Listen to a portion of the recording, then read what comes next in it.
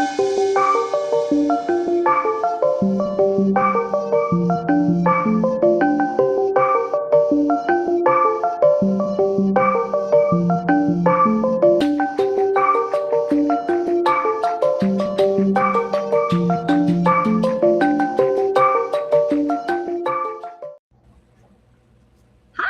hello, and welcome everybody to another CLCI Live. Before we get started, while we are in this space, I want to ask a couple things of you guys who are possibly watching or will be watching. Make sure you guys please participate, leave comments, all of that good stuff. We want to hear from you. We do this live so that we can hear from you. That's exactly why we do that. So please leave your thoughts and questions. Anything you have that comes forward, please pop it in the comments. We will be responding in real time. Might even feature your comment if it's one that is featurable. Also, while I'm here, and if you're watching this on YouTube, subscribe to our channel. Okay, that's all. Do it now. Subscribe. It's the only way we can know that you're enjoying our videos, and also to as well support us and get notified when we release new videos. So yeah, make sure you comment now while we're live so we can respond in real time. And then if you like what we're doing, please subscribe. That's all for me, folks. Who wants to introduce today's live? Anybody? Volunteers? We are talking about trust and trustworthiness, how coaches can be more trustworthy, clients more trustworthy, how to work through trust issues, how to create more trust, all about trust. Not the financial kind of trust that you like buy and, cash out on later, unfortunately. Just the normal kind of trust. So where should we begin with trust? It's always like the same opener. I always ask, what's the definite? What do you guys think defines trust? That's a weird one because I don't know how to define trust. Try to right now. That's weird. I have a bunch of things like requirements, checklists, as I'm thinking, and I had not a relationship trust issue, but you said not financial, but financial boundaries crossed. And how do you earn trust? Well, typically I start with trust. What is trust? Where I believe that you're not lying to me. I believe that you're not out to do harm to me. I believe that what you say is true and authentic. What else defines trust? That I don't have to overthink. I think trust also depends on me, on how I trust me as well, I would think. What were you going to say, Brooke? Well, so before I looked up the hard and fast Merriam-Webster definition, Merriam is my go-to for choosing dictionaries. I had some features that came through, some thoughts. It was like, well, what characteristics make somebody trustworthy to me? And that reliability or consistency is something that I think fosters trust for me. Mm-hmm. And then I read the Merriam-Webster definition, and that helped me become much clearer. So Merriam-Webster, and this might help us too, defines trust as assured reliance on the character, ability, strength, or truth of someone or something. Also, one in which confidence is placed. Yeah. And I think that that's, why I started to err towards that thought of consistency. Mm-hmm. That develops trust a great deal for me. Mm-hmm. What about Jerome and Jen and Anthony? I would say maybe defining it is a little bit more difficult for me, but just kind of explaining what I do know about trust is I know it can change. It's not something that, just because you trust somebody or something in one instance doesn't mean that will always be the case. trust, if we're speaking in relation to coaching, is essential to a session, both developing trust and especially for the coach to develop that trust, and then also for the client to be receptive to that trust as well. It's a two-way street. I know that. I don't think that. Well, I think that. I don't think that trust is truly trust if we're talking about two people or a group of people. If it isn't reciprocated throughout that group or those two people, I don't think that that's truly trust. So hopefully that helps define it a little bit. Brooke, you gave the exact definition, the Merriam-Webster definition, so I can't do better than that. But that's what I know I about think it. you can. Well, I tried my best. There we go. We trust that you can. Yes. For me, trust has when I already have trust in something, it lacks something, which is I don't need constant evidence or reassurance of my trust. I need evidence and reassurance to build and gain that trust, but once the trust is already there, it's just a belief about the reliability, or I think you said character and some other thing, the truth of something, I guess. So once the trust is already there, it no longer needs to have evidence supporting it every single time. I'm also of the mind of trust but verifies. You can trust something but still verify if it's true or not. But that's what trust is to me. That it has this belief element that doesn't necessarily require evidence all the time. Jen? So I can't define it either. I'm just realizing as you guys are talking, I'm like, I don't know how to define this word at all. What I can do is tell you what I trust. Okay, what do you trust? I trust in the process of coaching to achieve results, to give clients answers. I trust in my clients' ability to find their own answers and really lean into the process of coaching. I trust myself in my ability to hold space and facilitate that exploration for the client. And I trust the coaching contract to have my back no matter what. If you replaced every word that in your sentences that you just said with believe instead of trust, would it have the same meaning to you? Yes, I believe in could be replaced. I trust essentially is I believe in. I think for me it's a little different though. Like I couldn't always replace I believe in with I trust. Because for me, I can believe in something, I guess, and not have it have to be proven. But I feel like for me to trust something, there has to be like a proof of concept, which I don't know why that is. It's a personal choice, I guess. Do you have like an example of where that distinction is? Like you believe one thing, but you don't trust it. Do you have like something off the top of your... Let me think. I think what I'm hearing is not that you don't trust it. I don't hear that. The build in the trust hasn't happened yet. The belief was there that it's whatever that belief is, but the trust probably needs time to be earned. I think that's sort of time or proof or evidence. Like it's for me. So there's like trust is given, trust is earned, trust all these things that happen, right? And yes, they put a quote in the Hemingway quote, Anthony, that the best way to learn if you can trust someone is to trust them. And I think that is true. It absolutely is true. But there comes, I don't know. For me, like trust is something that is more concrete than belief for me.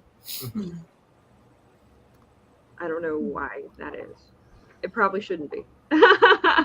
So more concrete, does that mean less wavering, less emotional? I guess like the way like if we take this to like an if I were to take this to like a level of, okay, I'm gonna believe in something that is maybe some kind of spirituality, right? I will have to believe in that, for me, without evidence a lot of times, right? Except for maybe personal experience evidence, things like that. But it's this sort of thing. I would not use the phrase trust for the same thought. Does that make sense? Because I feel like, for something to be trustworthy, so for somebody to be trustworthy, or something to be trustworthy, there has to be some kind of proof of concept. Like there's got to be a track record, or there's got to be um, some things have just got to happen for me to be able to assign the trait of trustworthiness to something. So is that experience? Are you speaking more in experience as you experience? I guess so, yeah. So Like I maybe can believe I'm going to have a good time, but I can't trust that I'm gonna but I guess I could. I mean, I really could. I could be, it's up to me, but I just, for me, there is a difference in that languaging. maybe is it like a grade of like confidence then, where Yeah. like your a belief is like, I've got a confidence that this is true, not necessarily assured confidence or anything like that. Whereas trust, you have a high degree of confidence and you're assured that this is correct and true, in maybe even like an objective sense Like if rather than subjective. I said I trust I'm going to get up and work out tomorrow morning, I can absolutely trust that, because I get up and I do it every morning consistently. But if I were to say, like, I believe I'm going to get up and work out in the morning, I feel like that's not necessarily going to happen. A degree of uncertainty there with just a belief. Like, it is this sort of like, maybe. For me, trustworthiness has a much more cemented. You hear my kinesthetic references for you guys. I wanted to say like evidence. There's my audio digitals coming through. So, but that's what it. I mean, it's got that. It's put my hands out, because it's like a weight to it. Like I know that's there. There is a just this solid sort of feeling when it comes to trust, like rock solid trust. So how do you know when you're trusting yourself in that space? Well, that's an interesting question. I think that of all places, and as you share this, I'm just thinking out loud. I think that for me as a person, I can have a great deal of trust in myself, but I can also very easily waver my own trust in myself. Like the inside struggle sometimes maybe might make me appear to if people could see what's going on the inside at times, they might not find me. They might think I'm bananas. Trust and confidence in other people. Oh, I don't know really if there's a big difference between the two. Honestly, I do trust other people. And I do trust myself. I know, and I know that's important too. So, yeah. So trusting other, it seems like trust, when we talk about it, it's relational a lot of the times. You have to have trust in someone or something that is capable of being flawed, maybe, or wavering, or could go one way rather than another way. Like, I don't need to trust that the sun is going to come up in the morning, because it's just what it does in its nature.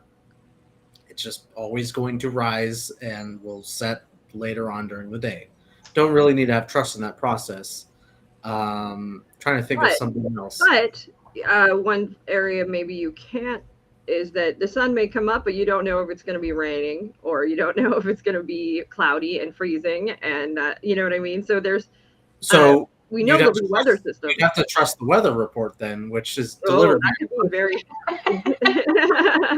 Yeah. We can trust it in California. In Colorado, you don't trust it so much here. I can trust that it's always going to be a hot summer here, but Yes. mostly it feels like trust is something that is relational between people. It's a Especially- verb. I mean, Yeah. really, truthfully, it's an action. Um, Mm-hmm. it is also a noun.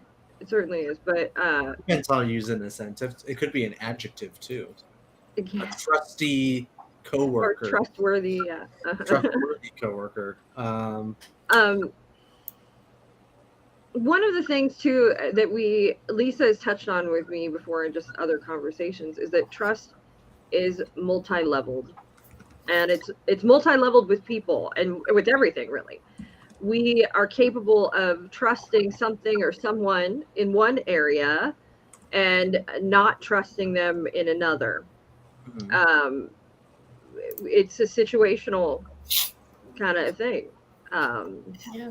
I used to have a whole sheet with all the differentiations of the trust values. It was kind of interesting using it with couples because you could trust someone with your life because you know that they got your back, and then you might not trust them with your finances, right? To tell them all your detail. You would trust them with your family, but they might be the type of person who likes to jump off cliffs, right?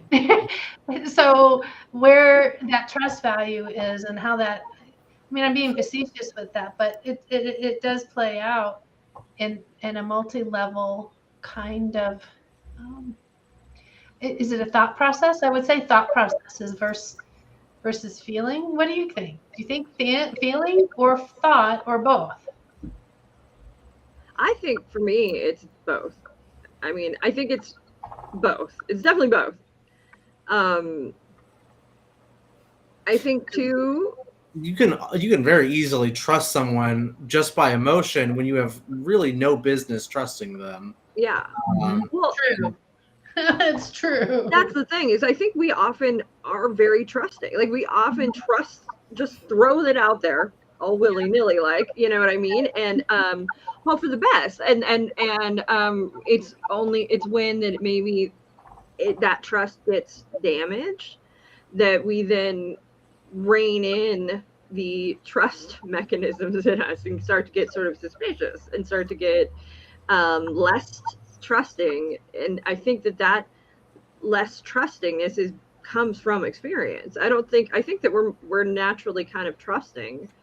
Not Uh, everyone. It as depends on kids, the, I would yeah. say, well, like as kids, before the damage is done, I think we come Yeah. out sort of testing everything out, and we learn through experience. And I was a very suspicious child growing up. I was constantly very suspicious child.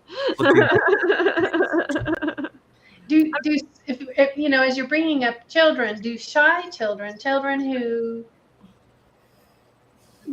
you know, like hide behind the skirts of in some fashion, do we think they don't trust? Yes, I would say so. This Or I is- wouldn't, maybe not to that extent, but there's reluctance there. Maybe they're just observing. I mean, it could be. I mean, it's But if we're talking about trust and like sureness in something, it would be the opposite, which is unsureness, which I think a lot of small children who are shy are unsure about a situation. Not that it's like necessarily bad, Mhm. it's just that fear of the unknown. And if there's a fear of the unknown, there's not trust there. and I also I think that trust it's got to have an evolutionary construct here, right? Like there's a reason that we are cautious, or it's that fear mechanism comes in and everything, and it's so that we don't go running off of cliffs, except for the people who are broken, or Cliff uh, jumping. or the cliff jump, yes, which I would do because it would be awesome. But but that comes later, I think. I mean, maybe not. There are adventurous. I mean, you've got some people have a more adventurous nature, which I think equates to a more trusting nature in some regard. And some people have a more reserved nature, and that would probably make them more apprehensive and less trusting of given certain situations and certain people. But I think that it's all very flexible. Like we can build it and grow it. And do you, I'm asking this, it might be too soon to ask this question, but is there ever a time that it's you cannot get it back. Like it's just irreparable. People believe that all the time. I told you about that book. I maybe not mentioned it on the live. John Gottman's compared game theory, which should excite you and Anthony, to trust building. I saw you guys had something about him today. So he says, yes, it can be rebuilt. But small steps and including the big steps, don't screw up. Yeah. I think it requires a lot of willingness for somebody to participate in rebuilding that trust. If you believe that the trust is gone, then it's gone. If there's no willingness for you to give the opportunity for that trust to be rebuilt, for you to be around to kind of foster that rebuilding of the trust, it won't be. Yeah, like it's not that it's like trust can be forever broken because it's just something that can't be repaired. It's just at a certain point, a person weighs their options and doesn't feel like giving that trust to that person ever again. I don't know why I thought about like cheating spouses, like plenty of times where they just separate forever and they don't trust that person ever again because an opportunity to trust never comes up again because they made the situation that But there are some that still go their separate ways, but they find bounds of trust because maybe they have a kid together and they have to figure out how to do that. And they feel like it's broken, but they find ways to repair in the spaces they need to repair it. And that's the deviations of the different trust values. Like, I'm not going to trust you with me and our relationship, but I know that you're a good parent to our child, and that's where we can stay and live. I mean, that's a trust value, like you were speaking about before, all the different interactions. But trust, can you have trust without a belief, though? I don't think so. I think a belief is the initiating stages of trust. Yeah, a trust is a belief about something. Yeah, I think they are inseparable. Yeah, I'm trying to think of a scenario where that could be true, but I'm not. I have a scenario. So I have to believe in my own ability to hold space for others before I can trust in my ability. And like you said earlier, trust as an action is I guess what I'm referring to in this example. So the belief has to be there before the action of trust. Could you? But we're talking about trust without belief, though. Yeah, not the other way around. Here's a kind of funny example. Going on an airplane, I trust that I'll get there safely and that my pilots aren't drinking and will get me there in one piece. That didn't used to happen. To tell well, you if I didn't, yeah, but if I didn't trust, today. if I didn't trust that was the case, I wouldn't get on the plane. However, when I'm sitting in the plane seat, I believe I'll die a horrible, fiery death. I believe the opposite is true, but I trust without belief, and I can carry on with my life. So, but I'm wondering if there's two beliefs going on at the same time. They might be conflicting one another, and that's where a coachable moment can happen, right? Mm-hmm. So that belief that I'm going to go up in a fiery flame in my seat, but I trust the pilot. That trusting the pilot has to be built, I think, on a belief as well. Yeah. That is interesting because I ran into clients who say, I know this is true, but my actions are doing otherwise. And I constantly, act as if I don't believe that is to be true. But here I am telling you, I know what is true and what I want from my life. So there's contradictions in trust and belief sometimes that need to be resolved with clients. Mm-hmm. I think that's a really good point. So if we're going to move into this space, I think working with clients, we're going to start to sort of, that's where I think coaches probably come in a lot of times, is that when the trust and the belief aren't matching up. Like, I believe I can do this thing, right? But I don't trust myself to do it. Like, I believe I'm capable, but I don't trust myself to actually pull the trigger and initiate the steps and I think it can also go the other way with people. I want to do this, but I don't believe I can. Um, I trust that I would be good at it, but I don't believe I'm capable of doing it. And I think that's the more like the emotional when we're tackling that coach the person moment comes from that. I think that if we are coaching the trust, like I don't trust that to follow through with the steps, then maybe that's where we're more process oriented. But maybe that's just me applying things. But I think we're also incorporating limiting beliefs with what you're saying. And that limiting belief, it prevents us from believing we can succeed and or trusting that we can do it. So whatever side of that fence you're on, that limiting belief. Mike had put into our chat. Did you watch that video, guys? That I put it on my Facebook feed. It was an Learned experience. helplessness. Yeah. So good. It was so good. Yeah. Did you guys watch? Go ahead. Did you watch the video on trust and where it comes from? The molecule video that I put in there, the trust molecule. It was a TED talk by a gentleman. I watched it. Yes. Yeah, he's not today though. Yeah, he's a economist, but he also has he basically studied at Harvard for neuroscience.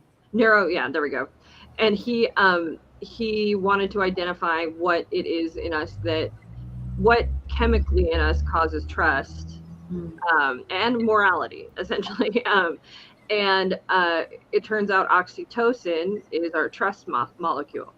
And so they found that in experiments that if they were capable of upping the oxytocin level in people would act with a great deal more trust. And one of the ways they experimented that is they gave somebody who showed up to be in the experiment $10, and then they said, okay, take this $10 though, and you can send it to somebody else, and we will triple it when we send it to somebody else.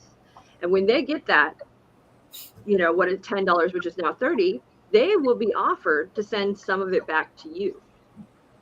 And so people would take their $10 and they would send part of it to the people and then that would become 30. And then people would then have the option to send back part of the $30 or not, part of whatever that triple amount they sent. And that they found that when they upped the first action, though, that sending the $10 is trust, an action of trust. I'm trusting that if I send this part of this $10 or this $10, whoever I send it to will get 3 times as much and share part of that back with me because I gave them that. So that they're trusting this person to do it. And then the person who sends it back is expressing trustworthiness because they take part of that 30 and they send it back. What do you guys think the results were? Like, how many people do you think sent part of the $90 or the $10? And what do you think what percentage do you think sent like back money as well? And these are adults you're speaking. These are adults, yeah. I would assume it's in the high 90s, maybe 100% of them. I was going to say the exact opposite. I don't think it's very high. Jim's not trustworthy. I'm going to do 75. Is that right? 75 moves forward in sharing. So they found about between 90 and 95% of people sent the part of the even mostly like larger amounts of the $10 and the same amount would send them back. And they said that the 5% that didn't send any, they basically did not have oxytocin release when they were sharing, because what happens, the reason that there's an oxytocin release when you trust somebody, and there's an oxytocin release when you reciprocate, and the people who did not have that chemistry in their brain weren't inclined to send, and they were actually people who showed more sociopathic tendencies. But almost every person in the experiment was willing to send part of their money and trust it would come back to them. So that tells you we're trustworthy people. Like we're trusting people. Mind you, this is all done in first world countries, where they find that the instances of trust are much higher than in like third world countries. There's lower instances of trust, and so it's one of the reasons that they describe a lack of success in those areas is because there's a lot of antitrust, non-trustworthiness going on. Um, Very interesting though, that the oxytocin piece. They found too, if they gave them like a shot of oxytocin in their noses before, almost all of them would send like the full $10. Like they were like, yeah, I feel good. Let's go. I'm trusting people. Funny. And it made me think, okay, well, like I think Anthony made a joke about it. We should like hug people before we ask them to pay us for anything. We should give them. Well, that was in the TED video. He's like, well, here's like the cheapest way to produce oxytocin. And he went up to some guy in the audience, he's like, and gave him a hug. Which brings us back to this topic that keeps coming up in our live videos. It's cuddle coaching and hug coaching. You guys think it's a joke, but it's a quick way to build trust with your clients. Unless they don't like hugs. There's something. But that, Anthony, you just said quick way to build trust with your clients. So I think that brings us to an important question: is what role does trust play for us as coaches, for our clients? I'm stacking questions, so let's pick one. The main reason, like probably the main driving factor, and it's probably a very selfish one, is that the more easily someone trusts you, the more easily they're willing to dip into their wallet and pay you money. So if you're a coach and you don't have a lot of experience, you're not certified or have any sort of training, nobody knows who you are, you're going to be hard pressed to find a client who's willing to pay thousands of dollars for a 36-month package. They're not going to trust you. You're not really going to get anywhere. However, if let's say you've got 20 years of coaching, you've got a list of clients who will sing your praises and they're high profile too, and you've got a lot of training in your belt, people are far more willing to trust you and listen to what you have to say. Trust is something, with strangers at least, when they're trying to pay you money, it's something that's built. You don't really get it immediately. So it's like situations you do are rare. It's like that overnight success bands, right? There's no such thing. There's no band is an overnight success. A band usually has about 10 years under its belt, and then all of a sudden the stars aligned and the music came together. We've had that conversation before. So building your practice becomes an important foundation of what your experience is. Go ahead. Somebody was saying something. I think this is a huge thing where consistency comes in too. Consistency is a huge generator of trust. And that's even all the things that Anthony mentioned. If you've got a coach that's worked with this kind of client, if we take Lisa has a tremendous amount of experience coaching people in relationships, being a relationship coach. She's got a track record. Being in a relationship. And she's got people that will vouch for her. And she will, not only that, but she's been consistent in what she does and her marketing. I'm a couples coach. I coach couples. This is what I do. And you know what you're getting when you go to her brand. It's there. And everybody knows what they're there to do. There's no question. And there's a definite sense of consistency. I assume she probably shows up to her sessions and she does all of these things right, where she's being consistent with her clients, and in her marketing and in everything, her message. This is what I do. And that builds a tremendous amount of trust with our clients if we see that. If you have a coach that's out there talking about 15, 20 different things, I don't know what to trust, right? And you really can't, because there's no one person that's the expert of everything.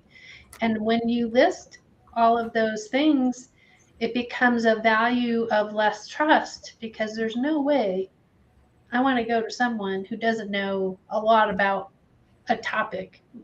If we say couples or marketing or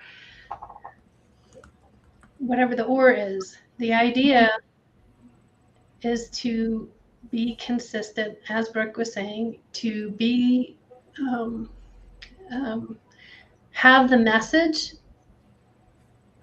that builds the trust. There's this book called Know, Like, and Trust. It's in that marketing. It's so that you're building that client connection for them to know, like, and trust you. And hopefully even before they even come in to see you, to have that trust value, belief value. And then it just exponentially as you go down to the coaching behavior mindset.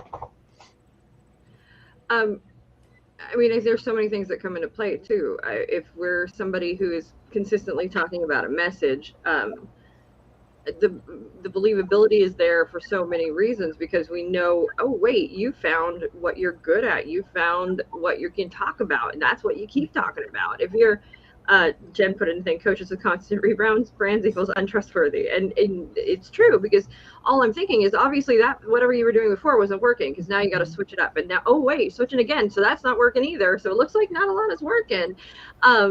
Where, I mean, this is just me being honest. So if I see you out there putting it out there and putting it out there, and maybe, you know, it's not like a rebrand, but maybe you're always doing the same thing, like you're always helping the same person, but maybe you're flexing into different marketing spaces, or you're trying out a different way to talk to your client. That's not going to, for me, be a problem with hurting trust. But if that if what you're doing at its core is the same, who you're helping at its core is the same, the problem you're working on is the same, I'm going to trust you to be able to solve that problem. I have a bowl in front of me right now from lunch, and I was like, I think of people as like, there's only so much we can fill a bowl with, right? Like there's only so much we fill a bowl for. So if we fill this bowl full of a specific knowledge, you know, if I want cereal, I'm going to fill this with cereal, and milk probably, but I don't want something that's got like cereal and ice cream and broccoli and, you know, like all these things mixed into it. It's like, I would rather have a whole bowl just full of cereal. Thank you. Well, the consistency, if you were having a salad, you probably wouldn't mind the broccoli, right? Because that goes together with what you are we're talking about marketing and branding, but we're taking it to eating, and that eating has a consistent different tools that it assists your taste buds to enjoy. Exactly. So essentially, people want consistency. They want to see consistency. And I was thinking about this in terms of like job interviews and applications. When you apply for a job and their employers looking at your resume, they want to see like a consistent sort of work schedule. They don't want to see you changing around jobs every single year or having a big long gap in your resume, because that's a red flag right there. Same thing with the coaching and your business. People want to see consistency, because I mean, I don't want to open my wallet and take a chance and lose money on something that I'm not sure of. And you brought up work schedule too. That's another point too. If we're speaking to coaches, being consistent with your client, like being available, consistent, certain, you know, the same time each week for your client, that becomes important in these spaces. Okay, we're going to meet this time every week, and creating those patterns, creating that, all of that generates trust. It's something so simple, but I have worked with coaches that weren't capable of you know, being consistent with time, being consistent with showing up, being consistent, and that is so damaging to trust for clients. Like that is so very damaging to trust. Yeah. So as a coach then, if let's say I'm coming into this new as a coach, I haven't really had a lot of experience either running my own business or coaching, and I just got certified, and I need to build some trust to get clients in the first place, because it may feel like I'm either spinning my wheels or I need trust to gain more trust to gain more trust. So how do I start at first? You book an appointment with me. No, no, but this is often something that comes up in my 30-minute sessions, is they're literally that, people coming in and them going, I don't know where do I begin? How do I do this? And so often the answer is right there. You know, it's a big blinking sign. And a lot of times it's us doing an exploration of, well, who's your client? Okay, who in your life, in your professional life, is this client? how do you tap into that client? How do you reach that client? How do you find that person and connect with that person? And what has to be said to them for them to start to trust you and beyond? And that's when you start to build out tools for them. And this is not only if you can pull from a warm market. If you're somebody that's already got had a thriving business or success as something, and there's all these people that trust you, I would say go there. How can you utilize those people who already have a trusting relationship with you, even though it's in a new space, but put it out there and say, hey, this is what I'm doing. The other flip side is start building trust by helping and giving. So that's where doing things like creating tools, blogs, talking, all of these things, what we're doing right now generates trust for people. We are putting our faces out there. It's so important. Showing your face is so critical for trust. It really is. I regret it sometimes, putting my face out there on the internet. Faces on your brand are so important. That generates trust. It's not just, but it's also not just, it's being authentic in that space. Because if you become a pretender in some fashion, that pretender, it's gonna be uncovered. Well, and Jen, I see you. So it's like you're describing showing up as a coach, embodying I'm a coach. And in everything you do, whether it's in person, whether it's on social, in your marketing, you are showing up embodying that you're a coach. Yeah, I think it's being able to sell yourself first. No, and also I think that's one part of it. I don't want to say that's the whole thing. That is so critical though, to be able to put yourself out there and go, this is what I do. I can help you. I can help these people. This is what I'm passionate about.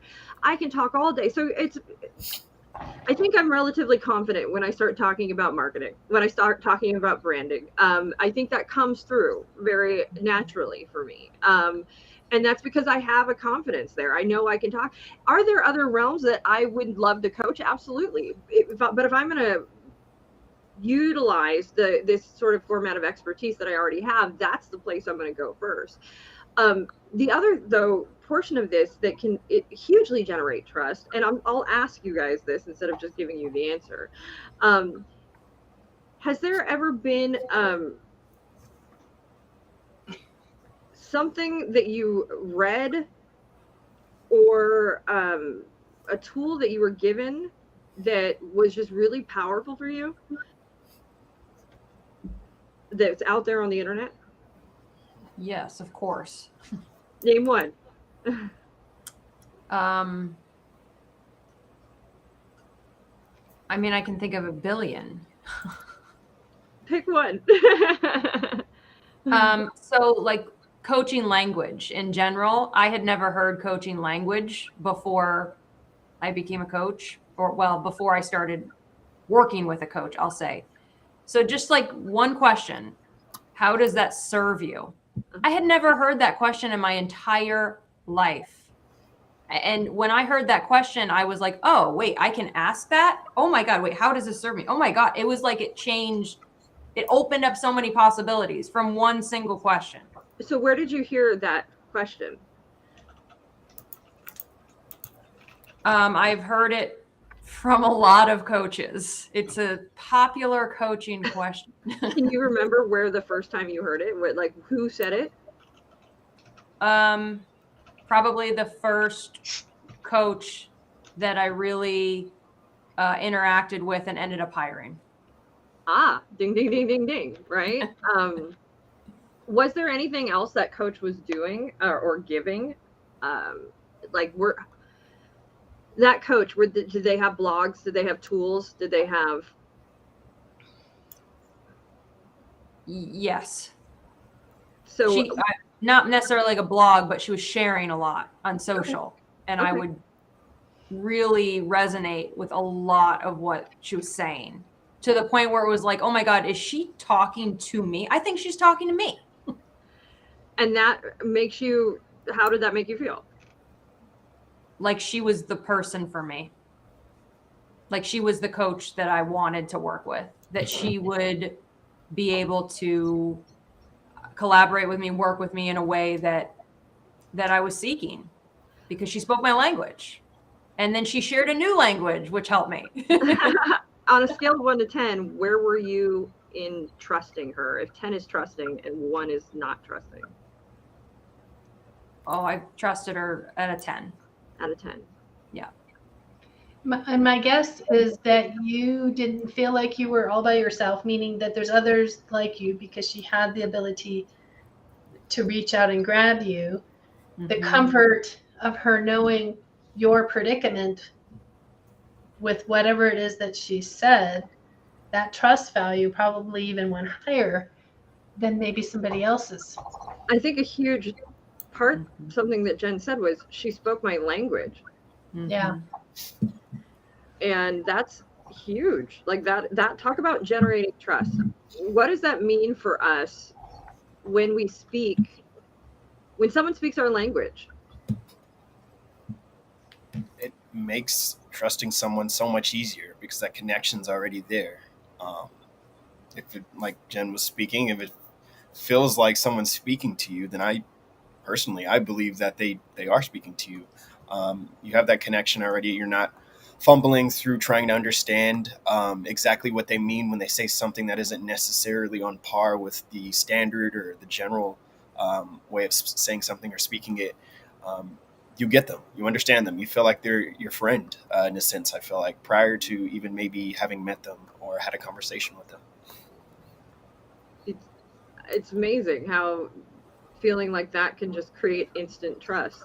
Like, I think of like the times when I met somebody and we just clicked, you know, we just jived, like it just made sense. Like this is easy. This isn't work. This is awesome. Like we just get it. And that's like a weird instant place of instant trust.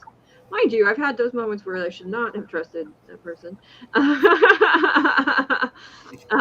But how powerful is it to speak somebody's language and connect with them? And that is a tool that we absolutely talk about a lot in coaching.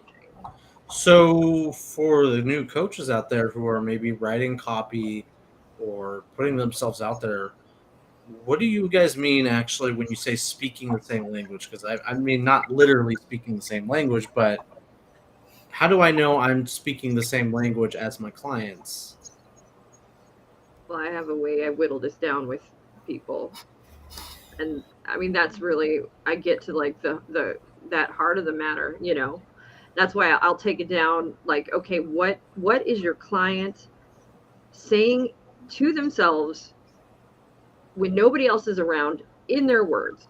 So, you know, that's where it starts to come out. I was working with somebody, it was so powerful when she said it. And she said it was something, she was a mother and it was that she wanted to, she wanted to be a coach. She wanted to work with moms that had a child that was neurodivergent, that was suffering from either ADHD or autism or something in these spaces, and how it can be very exhausting for the moms because their whole lives end up rotating around their kids and it ends up creating resentment.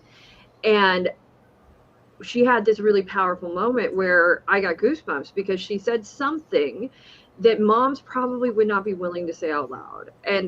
But it's what this mom was thinking and I think what, I remember that what her client was lunch. thinking. Yeah. And she was like, you know, I want to love my kid. I want to love my kid again. That's what she said. It's what I want to love my kid again. Yeah. And it was like, whoa, powerful. And when you take that, that's like raw emotion right there. That is like, that is what she is feeling at her most defeated, right? But what do we learn from that? I want to love my kid again. Well, we learn what her deepest inner desire is, right? What her greatest fear is. And we're able to say it in a way she understands and connect with her. If I'm a coach, as I'm getting tears, like this was like, but if me as a coach and I say, you will love your kid again. I have just spoken her language and I've said it in her words and I've given her hope. So simply. and that's where it becomes, when I start to say speaking language, it becomes so important in these spaces. Getting to those raw emotional moments becomes so important in these spaces, so that we can, because if I say I work with moms who suffer from kids who have ADHD, or have kids with ADHD or neurodivergent, and to help them figure out how to enjoy life again and see their future, and it becomes very convoluted. But when I say you'll learn to love your kid again, or you will, we've just cut through a whole lot of fat and gotten right to the heart of the issue, and we're speaking their language. Mm-hmm. I want to develop the idea of speaking someone's language to even begin to speak someone's language. There needs to be a shared experience to have a shared language, which I got thinking, like, like on, I guess, sitcoms or TV shows, when like the parents trying to relate to their children and ends up using like the same like slang that they do, and it comes off like very embarrassing and cringy. Yes, The yes. reason why it doesn't work is because there's not a shared experience behind the shared language. You can very tell it's artificial and used in a cringe-inducing way to try to achieve some end. So if I said, I'm a coach who works with mothers of neurodivergent children, and by working with me as your coach, you'll learn to love your kid again. That language might not work so well for me because I've never been a mother and I don't have children. There's not a shared experience that I'm relating, or a genuine experience that I'm relating. Even though I'm using my client's language, they would use the same thing. But coming from me, it is not going to have the same effect. Right. Which is why I'm taking off my coach hat and putting on my advice hat. Try to develop a niche where you have shared experiences with your clients. And I think so. It doesn't have to be necessary, because I think we can achieve the same thing. Yeah. If we have experience, like professional experience. So I think with a lack, when you're lacking professional experience, when you don't have that professional experience, so we can't say, I've been doing this in this field.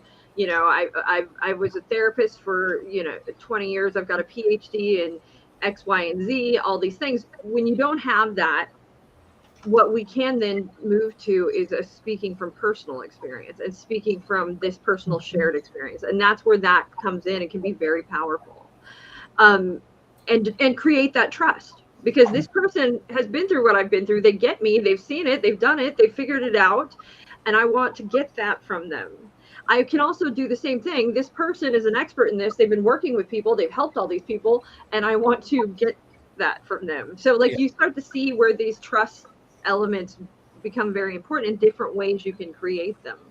Which is why we always hammer home, be specific in your niche, so that at least some form of trust can be built with the shared experience or personal experience. Because if you say, I'm a life coach who I'll work with you and you'll find a sense of fulfillment and happiness, well, and mostly everybody has the shared experience of being happy, but that doesn't tell me a whole lot about how I can trust you to achieve that, or really much anything else aside from that. So that's why narrowing that down, that language down, builds trust, because you're being more specific with what experience you have to help me as a client.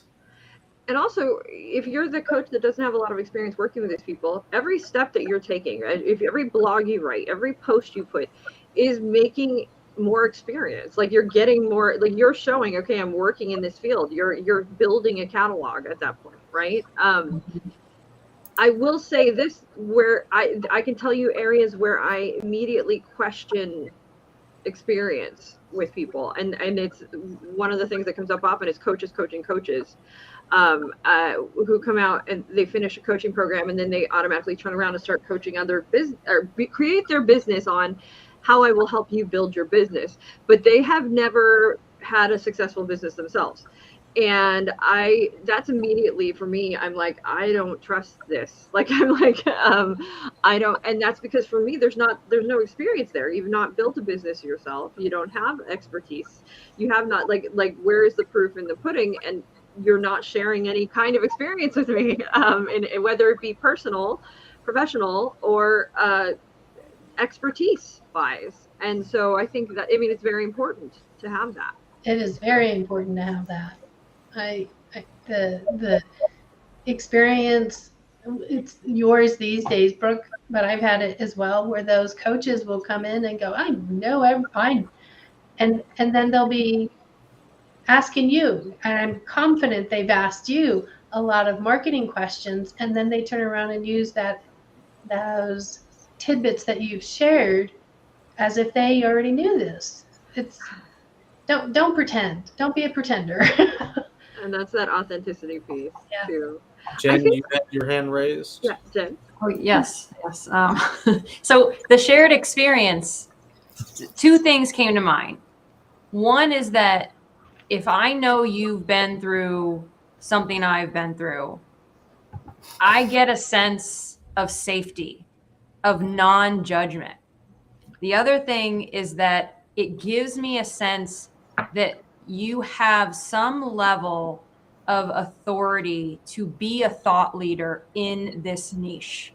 So those are the two things for me that came to mind with shared experience that I think are very valuable in terms of building trust.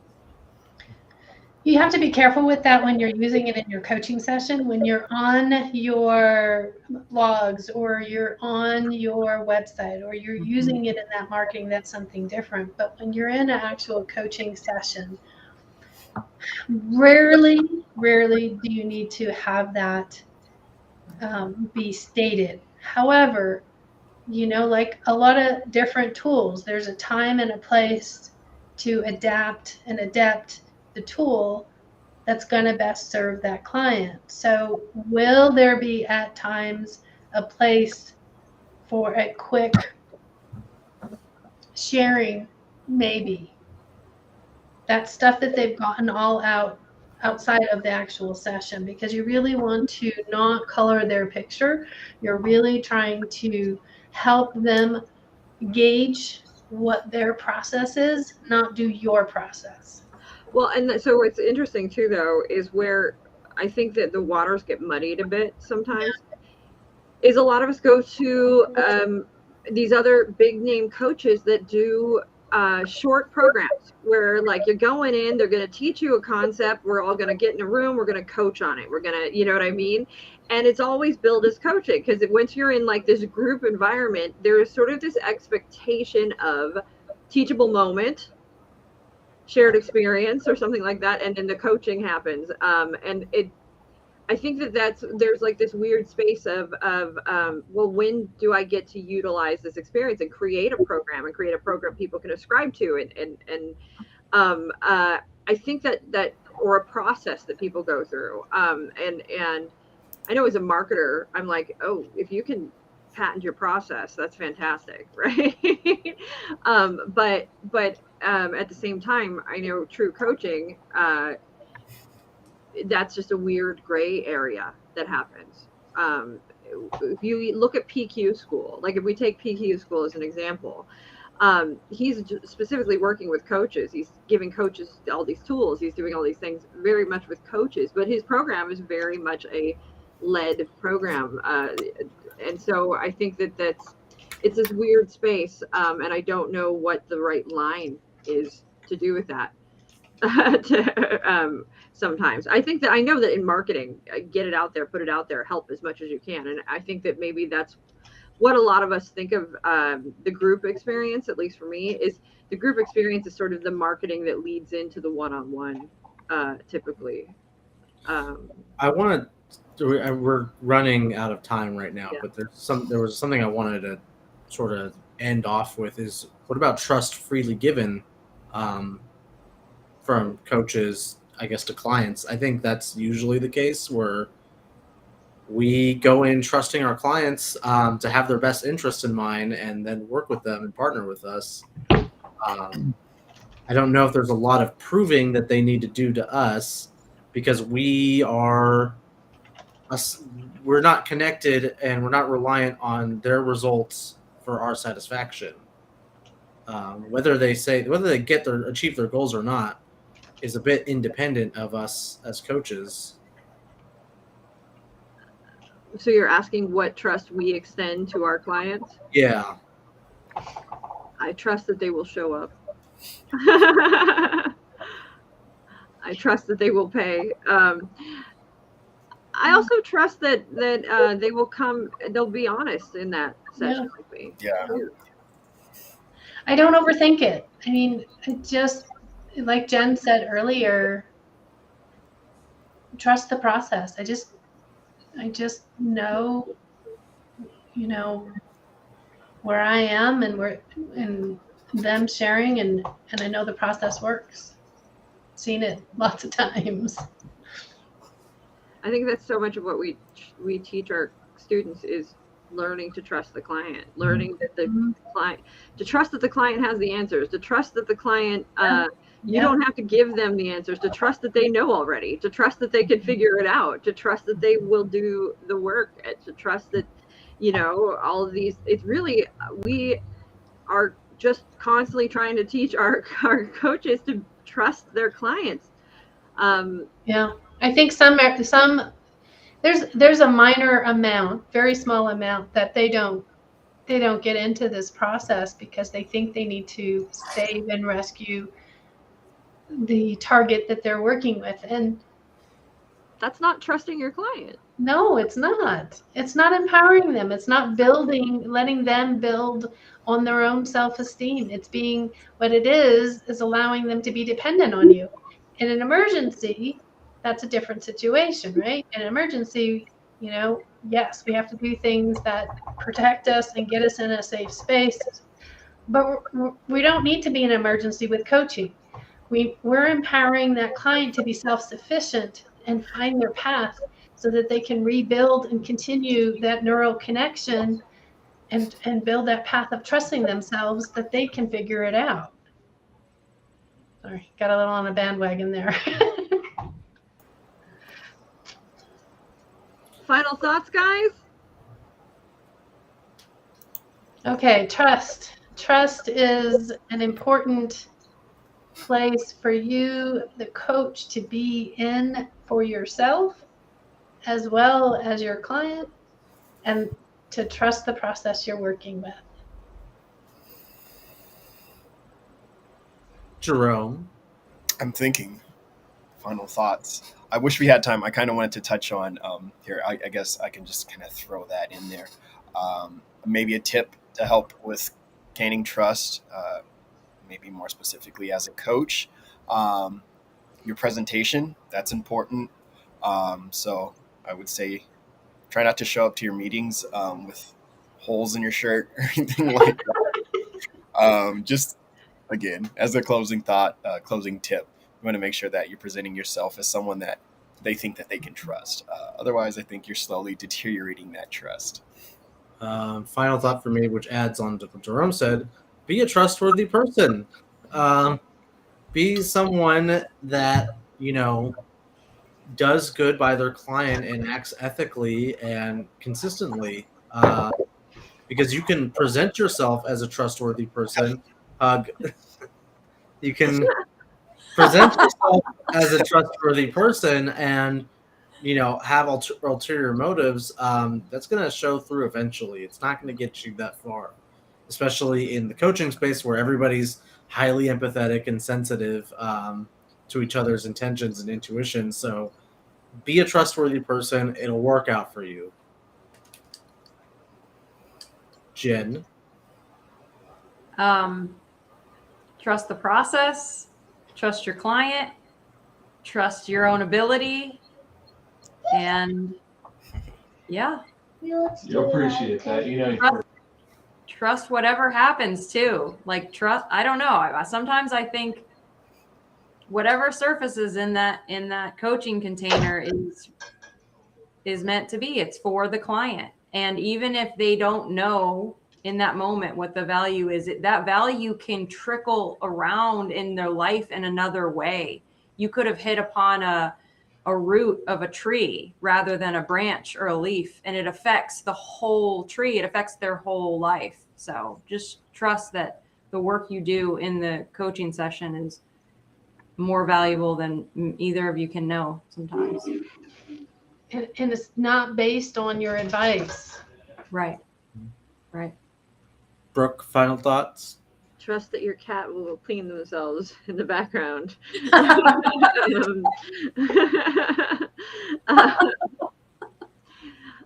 I think that Jen took the words right out of my mouth, which is, is trust the process, trust yourself, and also trust the client. Trust the client. Trust the client. Trust the client. And furthermore, and maybe this is more philosophical or something, but trust that it'll be okay. Like trust that it'll be okay. Whatever that may be or may mean for you. But I think that's a important way to refine Zen. I think we lose our trust when we're panicking. We lose our trust when we're in a fear state. We lose our trust when we, things are out of our control. But if you find a way to just sort of find that centered moment and trust that it'll be okay, you can sort of return back to a state of sanity and find the places to trust and how to proceed and etc. Which really comes back to trusting yourself ultimately. So trust is important.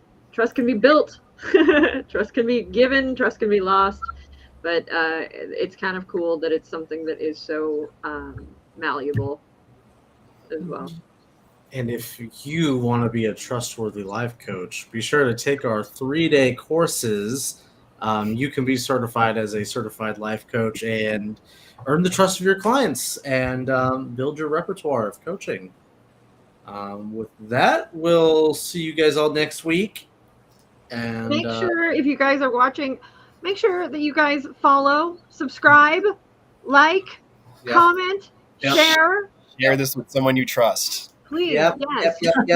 Or maybe somebody you don't. Yeah. Share with an enemy. Alrighty, see you guys.